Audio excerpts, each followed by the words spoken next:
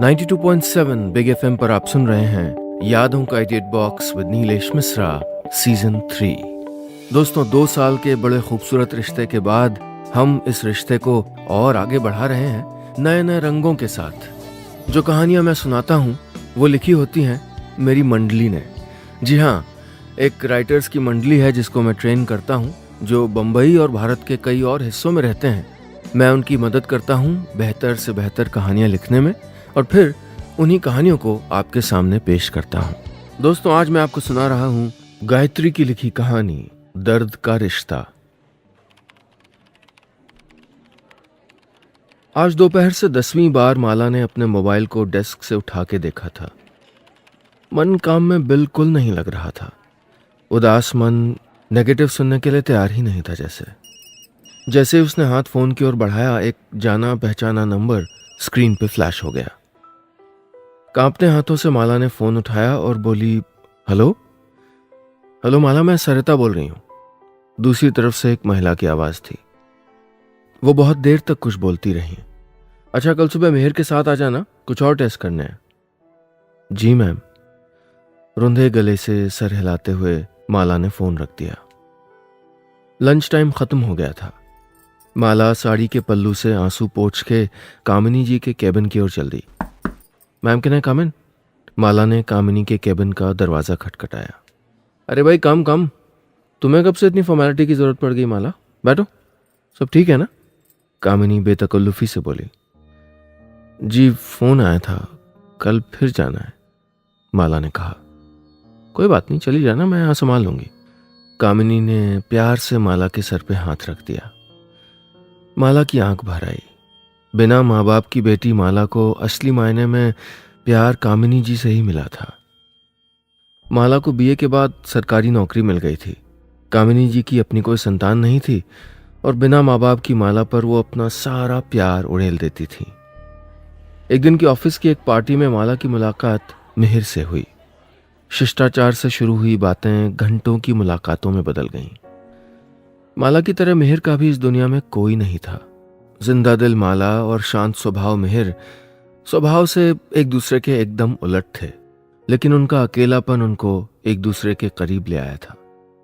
मिहिर मेहनती था। छोटी सी उम्र में शहर की एक मल्टीनेशनल कंपनी का अकाउंट हेड बन गया था। 6 महीने बाद माला और मिहिर की शादी हो गई। माला का कन्यादान कामिनी जी ने किया और मिहिर के दफ्तर के कोलीग्स घोड़ी के आगे नाचते हुए बाराती बन के आए थे। देखते देखते 3 साल बीत गए। उस दिन माला का 30वां जन्मदिन था। माला और मिहिर के कुछ दोस्त और कोलीग्स घर आए थे।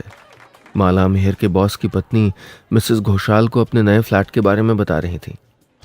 3 साल पहले इन्वेस्ट किया था इन्होंने। बस 6 महीने में पोजीशन मिल जाएगा ma'am. 2 BHK with hall set है। 3 मंजिला मकान है, हमने टॉप फ्लोर लिया है, माला चहकती हुई बोली। मिसेस घोषाल मुस्कुराई। कांग्रेट्स माला, अब नए घर के लिए एक नए मेहमान की भी तैयारी करो, बहुत फैमिली प्लानिंग हो गई। उन्होंने ये बात सरलता से कही थी, लेकिन माला झेंप गई। ऐसा नहीं है मैम, हम भी यही चाहते हैं, पर इसके आगे कुछ बोल नहीं पाई माला।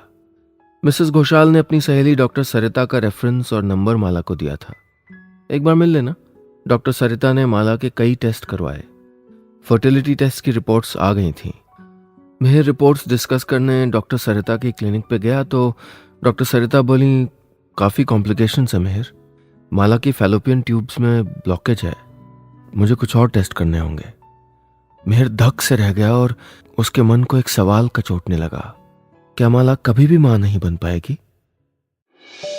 92.7 बिग एफएम पर आप सुन रहे हैं यादों का edit box with Nilesh Mishra season 3। दोस्तों, आज की कहानी में अब तक आपने सुना कि माला और मिहिर शादी के 3 साल बाद अपने नए घर में एक छोटे मेहमान के साथ जाने की उम्मीद लगाए बैठे थे, लेकिन माला की मेडिकल रिपोर्ट्स देख के मिहिर डर गया था कि क्या माला कभी मां बन पाएगी। अब आगे। माला नहीं जानती थी कि अगले 1 साल वो जिंदगी की किस कठिन परीक्षा से गुजरने वाली है। फर्टिलिटी टेस्ट की रिपोर्ट के बारे में जान के माला टूट गई थी। कितना अरमान था मिहिर और माला को बच्चों का। अनाथ होना मिहिर को भी उतना ही अखरता था जितना माला को। मन ही मन जब भी किसी बुजुर्ग को परिवार के साथ देखते तो अपने सर पे हाथ फेरने वाले बुजुर्गों को याद करते थे, मिस करते थे। शादी का पहला साल एक लंबे हनीमून की तरह गुजर गया था, दूसरा और तीसरा घर की प्लानिंग में। फिर जब बच्चे का सोचा तो माला की मेडिकल रिपोर्ट्स ने मिहिर और माला के सपनों पर अंकुश लगा दिया। डॉक्टर सरिता ने उम्मीद अभी छोड़ी नहीं थी। कुछ और टेस्ट करवाने के बाद उन्होंने माला और मिहिर को टेस्ट ट्यूब बेबी करने की सलाह दी। माला थोड़ा कंफ्यूज थी और डरी भी थी। एकदम सेफ प्रोसेस है माला, डॉक्टर सरिता ने समझाया। इनफैक्ट इंडिया की पहली टेस्ट ट्यूब बेबी आज 35 साल की है। मैं हूं ना तुम्हारे साथ, भगवान पे भरोसा रखो, सब ठीक हो जाएगा। यहां से एक नया सिलसिला शुरू हो गया। हर महीने टेस्ट्स के बाद नेगेटिव रिपोर्ट देख के माला मायूस हो जाती। मिहिर को पूरा विश्वास था कि उनकी किस्मत में संतान का सुख लिखा है, लेकिन माला धीरे धीरे डिप्रेशन की ओर चली जा रही थी। मिहिर माला को खुश रखने की भरपूर कोशिश करता, पर रात होते होते दोनों बिस्तर पे उल्टी तरफ मुंह करके सूनेपन से अकेले लड़ते। एक दिन ऐसे ही डिप्रेशन में आके माला ने मिहिर से यह तक कह दिया कि आप दूसरी शादी कर लीजिए। मिहिर ने माला को जोर से गले लगा लिया। उस रात माला देर तक मिहिर के गले लग के रोती रही। ट्रीटमेंट चलते पूरा साल बीत गया। उधर उनके नए घर का पोजीशन लेट हो रहा था। एक हफ्ता पहले घर के इंस्पेक्शन के लिए बिल्डर की चिट्ठी आई थी। मिहिर माला को फ्लैट दिखाने ले गया। 1000 स्क्वायर फीट के फ्लैट में 2 bedroom, kitchen, bathroom, drawing dining hall और उससे जुड़ी एक बड़ी बैल्कनी। अभी माला बैल्कनी तक पहुंची भर थी कि चक्कर खा के गिर पड़ी। मिहिर उसको लेकर तुरंत डॉक्टर के पास दौड़ा। रिपोर्ट आज आनी थी। मिहिर को 2 दिन के लिए मुंबई एक मीटिंग में जाना पड़ा था, इसलिए माला फोन पे रिपोर्ट का इंतजार कर रही थी। माला ने घड़ी की ओर देखा, 4 बज रहे थे। मिहिर की फ्लाइट अब लैंड कर ही रही होगी, ये सोचते हुए उसने एक SMS टाइप किया, रिपोर्ट पॉजिटिव, और एक स्माइली के साथ सेंड का बटन दबा दिया। माला का SMS देख के मिहिर खुशी से उछल पड़ा। एयरपोर्ट से सीधा माला के ऑफिस गया और उसको लेके नए फ्लैट पे। Oh Mala, I can't tell you how happy you made me today. Mala को बाहों में भर के मिहिर जैसे नाच उठा था। बस आज से तुम्हारा घूमना फिरना बंद। अपनी सेहत का ध्यान रखोगी, सैर करोगी, अच्छे से खाओगी, और हाँ, उदास होना अलाउड नहीं है, बच्चे पे असर पड़ता है। अपनी रौ में बहता न जाने क्या क्या कहता गया था मिहिर। उस शाम दोनों ने फैसला किया कि नए घर में गृह प्रवेश बच्चे के साथ ही करेंगे। प्रेगनेंसी के आखिरी दिनों में कुछ कॉम्प्लिकेशंस की वजह से सिजेरियन ऑपरेशन करना पड़ा। पेपर साइन करते हुए मिहिर बहुत मायूस था, लेकिन जैसे ही अपने बच्चे की पहली किलकारी सुनी, सब भूल गया। माला की सर्जरी कठिन थी, लेकिन बच्चे का साथ पाके वो जल्दी ठीक हो गई। दोनों ने मिलके बेटे का नाम कान्हा रखा। 92.7 बिग FM पर आप सुन रहे हैं यादों का idiot box with Nilesh Mishra, season 3। दोस्तों, आज की कहानी में अब तक आपने सुना कि लंबे इलाज के बाद आखिर मिहिर और माला की जिंदगी में खुशियां आ ही गईं।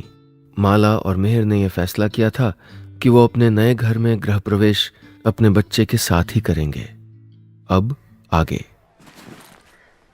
जल्द ही वो नए फ्लैट में शिफ्ट हो गए। उनकी नेक्स्ट डोर नेबर सीमा जी ने सेटल होने में बहुत मदद की। अधेड़ उम्र की सीमा सिंगल थी और शहर के गर्ल्स कॉलेज में इंग्लिश पढ़ाती थी। धीरे धीरे सीमा माला के परिवार का हिस्सा बन गई। माला ने ऑफिस से सबैटिकल ले लिया और सारा वक्त कान्हा की परवरिश में लगा दिया। मिहिर भी दफ्तर से आके कान्हा के साथ ही खेलते। नटखट कान्हा दिन भर घर में दौड़ता रहता। खुश थी माला, कभी कभार डरती भी थी कि अपनी खुद की नजर कहीं इस खुशी को न लग जाए। मिहिर जब टूर पे जाते तो घंटों कान्हा को लेके छत पे बैठे आसमान में चांद तारे दिखाती रहती। मातृत्व के रंग में पूरी सराबोर हो चुकी थी माला। रोज भी तरह आज भी माला कान्हा को लेके कॉलोनी के पार्क चली आई थी। वैसे तो कान्हा के और भी दोस्त थे, लेकिन उसकी सबसे अच्छी सहेली थी तान्या। कान्हा की हम उम्र तान्या रोज शाम को अपनी दादी के साथ पार्क आती थी। जितना कान्हा नटखट, तान्या उतनी ही ठहरी हुई। मिहिर सिंगापुर से चॉकलेट्स लाए थे। घर से निकलते वक्त कान्हा की जिद पे माला ने कुछ चॉकलेट्स कान्हा की जेब में भर दी थी। कान्हा ने जेब से एक चॉकलेट निकाल के तान्या की ओर बढ़ाई। जे खाओ, मेरी मम्मी ने दी है। तान्या ने फट से चॉकलेट मुंह में डाल ली। कान्हा ने तुतलाते हुए पूछा, तेरी मम्मी चॉकलेट नहीं देती क्या? तान्या ने ना में सर हिला दिया। फिर कान्हा से पूछा, टेस्टी टेस्टी कहाँ से लाए ये? कान्हा बोला, मेरे पापा लाए सिंगापुर से। तेरे पापा चॉकलेट नहीं लाते क्या? ना में सर हिलाती तान्या की आंखों में 2 आंसू उतर आए थे। कान्हा ने एक और चॉकलेट तान्या के हाथ में रख दी, फिर उसका हाथ पकड़ के झूलों की ओर चल पड़ा। ये सब देखती हुई माला के चेहरे पे एक मुस्कान फैल गई।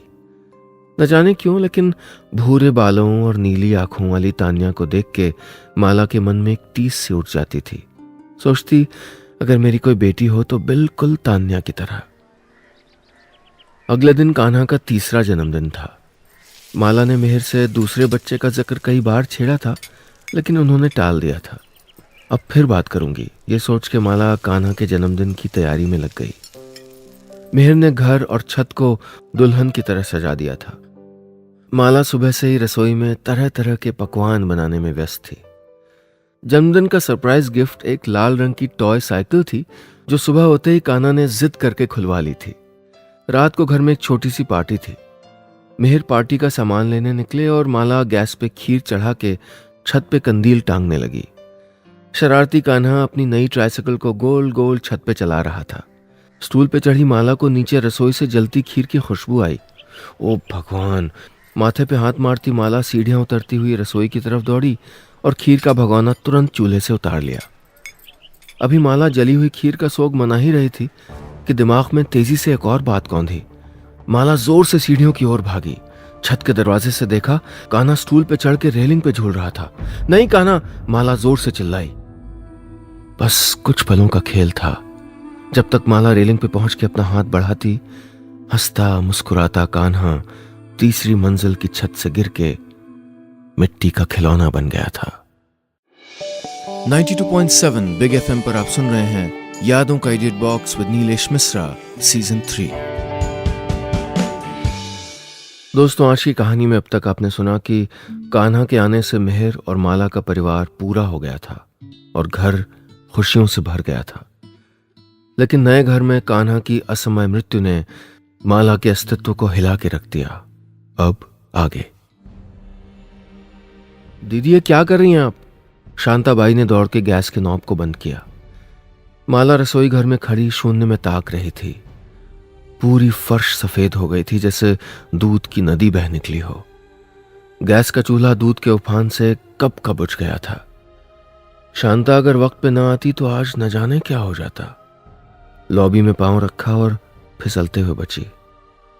देखा, बाथरूम में दोनों नल खुले थे और पानी पूरे घर में फैल गया था।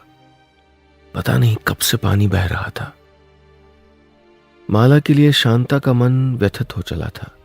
माला की मनोस्थिति का आभास था उसे। दिन का बहुत समय शांता माला के साथ गुजार देती। घर ठीक करती, कपड़े बर्तन करती और बहुत दिनों खाना भी बना के रख जाती। जितना हो सकता था वो माला का मन बहलाने की कोशिश करती थी। कान्हा का सारा सामान, कपड़े, खिलौने सब माला ने शांता की छोटी बेटी पूजा के लिए दे दिए थे। क्या करती वो उनका? बस कान्हा का एक लाल मोजा टंगा रह गया था बाथरूम की खूंटी पर। रोज रात बाथरूम का दरवाजा बंद करके उसको सीने से लगा के माला घंटों रो लेती। जिस कान्हा की याद के फूल गंगा में बहा के आई थी माला, उसी कान्हा की याद कांटे बन के सारी रात उसके शरीर में चुभते रहते। सो रही हो क्या माला? दरवाजा खुला था। अंधेरे घर में घुसते हुए सीमा ने आवाज लगाई। कोई जवाब नहीं आया। लाइट जलाई। देखा, माला बालकनी के फर्श पे सर गोद में लिए बैठी है। चाय पियोगी? भाई, हमें तो बहुत प्यास लगी है। ढोलू से समोसे लाई हूं, अभी स्पेशल इलायची चाय बनाती हूं उसके साथ, कहते हुए सीमा रसोई में घुस गई। ये रोज का रूटीन था। सीमा कॉलेज से आते ही पहले माला के घर आती। माला कहती नहीं थी, लेकिन ये 1 घंटा उसके दिन का सबसे सुकून का वक्त होता था। चाय पीते हुए सीमा इधर उधर की बातें करते माला का मन बहलाने की कोशिश करती। माला कभी जवाब देती और कभी बस शून्य में ताकती रहती। हताश होकर सीमा अपने घर चली जाती। बस चलता तो माला की जिंदगी से दर्द जड़ से उखाड़ फेंकती, लेकिन हर रिश्ते का एक दायरा होता है। कितना चाह कर भी सीमा माला के गम को उससे जुदा नहीं कर पाई थी। सीमा को गए 2 घंटे हो चुके थे। 1 बज रहे थे और मेहर अभी तक घर नहीं आए थे। कान्हा मेहर और माला के रिश्ते की एक अहम कड़ी था। पिछले इतने सालों में माला की जिंदगी मेहर और कान्हा तक सिमट के रह गई थी। उसे और किसी रिश्ते की न कामना हुई थी न जरूरत। उसमें से एक कड़ी के टूट जाने से मेहर और माला का रिश्ता टुकड़ों में बिखर रहा था। रोज किसी न किसी बात पे एक टुकड़ा गुम हो जाता। कभी कभी दोनों के बीच दिनों तक बात नहीं होती थी। कभी कहा नहीं था मेहर ने, लेकिन माला जानती थी कि मेहर माला को कान्हा की मृत्यु का जिम्मेवार मानते थे। उनकी आंखों में आया परायापन माला के लिए नया था। मेहर बहुत दिनों तक टूर पे रहते। सुबह जल्दी जाते और रात को देर से आते। टीवी पे न्यूज देखते और खाना खा के सो जाते। कभी कभी माला छोटी छोटी बातों पे मेहर से उलझ जाती। बिना बात के झगड़ा मोल ले लेती। सोचती इसी बहाने बात तो कर लेंगे मेहर मुझसे। ऐसे ही एक झगड़े के बीच में 2 दिन पहले मेहर ने माला को बताया था कि पहली प्रेगनेंसी की कॉम्प्लिकेशंस की वजह से माला कभी दोबारा मां नहीं बन सकती। माला सुन्न होके सुनती रही थी। मां बनने का हक तो ले ही गया था कान्हा, और साथ में ले गया था अपने मम्मी और पापा का रिश्ता। 92.7 बिग एफएम पर आप सुन रहे हैं यादों का edit box with Nilesh Mishra season 3। दोस्तों, आज की कहानी में अब तक आपने सुना कि कान्हा के जाने के बाद माला जिंदगी के मायने खो चुकी थी। मेहर माला को कान्हा की मौत का जिम्मेदार मानते थे, और आज ये जान के कि वो फिर कभी मां नहीं बन सकती, माला का हौसला पूरा टूट गया। और इस बार मेहर उसके साथ नहीं थे। अब आगे।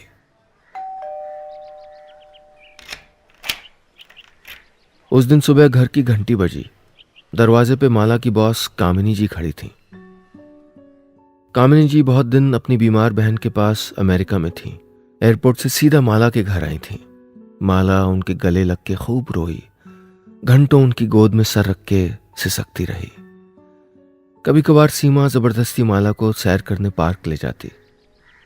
दादी बीमार थी। छोटी तान्या ने बेंच पे बैठी अपनी दादी की ओर इशारा किया। कान्हा का है आंटी? तान्या ने माला का पल्लू खींचा।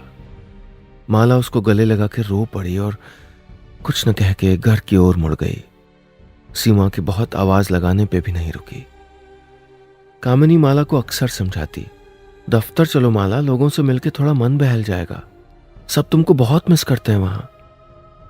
कामिनी और सीमा के बहुत समझाने पे 3 महीने बाद हिम्मत जुटा के माला दफ्तर वापस जाने के लिए तैयार हुई। बहुत देर तक अलमारी खोल के खड़ी रही। समझ नहीं आ रहा था कि क्या पहने। फिर पीले बॉर्डर वाली महेश्वरी साड़ी निकाली। बॉर्डर वाली साड़ी जब भी पहनती थी तो मेहर कहते, संगम की वैजंती माला लग रही हो। तैयार होके बाहर आई तो मेहर अखबार पढ़ रहे थे। आंख उठा के भी नहीं देखा। चुपचाप गाड़ी में बैठ के माला को उसके दफ्तर छोड़ दिया और आगे बढ़ गए। दफ्तर के अंदर से हंसी ठहाके की आवाज आ रही थी। शादी के बाद अवस्थी जी पहली बार दफ्तर आए थे और सब उनकी चिकोटी काट रहे थे। शुभ्रा ने माला को आते देख के सबको इशारा किया। हॉल में सन्नाटा छा गया। घर की चुप्पी से यहां भाग के आई माला को ये चुप्पी गहरा सदमा दे गई। सारे दफ्तर की नजरें उस पे टिकी थीं। उसे लगा जैसे सबकी आंखें उसी को घूर रही थीं। लगा जैसे लोग खामोश नजरों से तंज कस रहे थे, जैसे कह रहे हो कि देखो ये वही मां है जिसने अपने बच्चे को। उल्टे पांव दौड़ पड़ी माला। ऑटो लेके जैसे तैसे घर पहुंची और जोर से दरवाजा भेड़ दिया। बाथरूम के दरवाजे में मुंह छुपाए बहुत देर तक रोती रही। कोई उम्मीद नहीं बची थी जीने की। वो कभी मां नहीं बन सकती थी। शाम होते होते माला ने नींद की शीशी की सारी गोलियां हलक के नीचे उतार ली। 92.7 बिग एफएम पर आप सुन रहे हैं यादों का edit box with Nilesh Mishra season 3।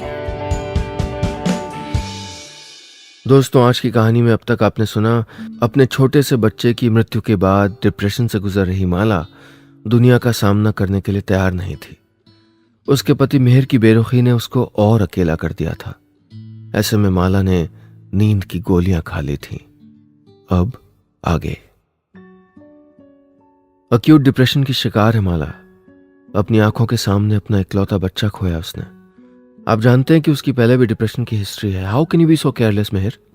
मेहर की सारी बात सुन के डॉक्टर मेहता डांटते हुए बोले, शॉक और ट्रॉमा के केसेस में अक्सर ऐसा होता है, पेशेंट की जीने की इच्छा खत्म हो जाती है। उसका बहुत ख्याल रखना होगा मेहर, वरना तुम माला को भी खो दोगे। डॉक्टर ने मेहर के कंधे पे हाथ रख के उसको हिदायत दी। मेहर डॉक्टर के कमरे से निकला। साथ वाले कमरे में सीमा कामिनी को बता रही थी। शुक्र है दरवाजा अंदर से लॉक नहीं था। थैंक गॉड नींद की गोलियां हजम नहीं हुई थी, इसलिए डॉक्टर्स माला को बचा पाए। उसका बहुत ध्यान रखना पड़ेगा दी। जानती हूं सीमा, पर क्या मेहर यह बात समझ पाएगा? कामिनी गहरी सांस लेके बोली। मेहर को बहुत ग्लानि महसूस हो रही थी। वो अपने दुख में इतना स्वार्थी हो गया था कि माला के दुख को देख ही नहीं सका था। हर पल मन में माला को कान्हा की मौत का दोष देता। इतने दिनों तक माला अकेले इस नर्क को जीती रही और मैं उसको सहारा देने की जगह दोषी करार करके नफरत करता रहा। दीवार पे सर रख के रो पड़ा। उस दिन के बाद मेहर ने दफ्तर से कुछ रोज की छुट्टी ले ली। दिन भर माला के साथ बिताता और दिन ढले उसको पार्क ले जाता। पत्थर हो गई थी माला, एकदम बेजान। जैसा मेहर कहता वैसा कर देती। मेहर की सेवा से माला कुछ दिनों में अच्छी हो गई। मेहर ने माला को दोबारा दफ्तर ज्वाइन करने के लिए राजी भी कर लिया। सफेद रंग की लाल बॉर्डर वाली साड़ी पहन के माला बाहर निकली तो मेहर ने कहा, संगम की वैजंती माला लग रही हो। माला के होठों पे एक मुस्कान फैल गई। दफ्तर गई तो सब सामान्य ढंग से मिले। काम में मन नहीं लग रहा था, लेकिन माला को यह बदलाव अच्छा लगा। मेहर की कोई मीटिंग थी, इसलिए माला को दफ्तर से लेने नहीं आ पाए। ऑटो लेके शाम को घर पहुंची तो घर के अंदर से कुछ आवाजें आ रही थी। दरवाजा खोला तो देखा घर गुब्बारों से भरा हुआ है। ये क्या भद्दा मजाक है, माला ने गुस्से में सोचा। अंदर पहुंची तो ड्राइंग रूम में कामिनी, सीमा और मेहर बैठे मुस्कुरा रहे थे। ये क्या तमाशा है मेहर? माला थोड़ी तल्खी से बोली। पीछे से कोई उसका पल्लू खींच रहा था। मुड़ के देखा तो छोटी सी तान्या उसके पांव से लिपटी हुई थी। माला ने हैरत से मेहर की ओर देखा। मेहर बोले, सीमा जी ने मुझको तान्या के बारे में बताया था। माला, तान्या जब बहुत छोटी थी तब उसके माँ बाप एक रोड एक्सीडेंट में गुजर गए। दादी के अलावा उसका और कोई नहीं है दुनिया में। तान्या और उसकी दादी को एक परिवार की जरूरत है, और हमें भी। मेहर ने कान्हा के कमरे की ओर इशारा किया। दादी कमरे के अंदर लेटी हैं। तान्या को लीगली अडॉप्ट करने के पेपर्स तैयार हैं। साइन कर दो माला। एक दर्द का रिश्ता तो पहले से ही था तुम्हारा तान्या से। अब उस रिश्ते को क्यों ना प्यार का नाम दे दें? मेहर भर्राई आवाज में बोले। माला ने कागज साइन किए और आगे बढ़ के मेहर और तान्या को जोर से सीने से लगा लिया। बस इतनी सी थी ये कहानी।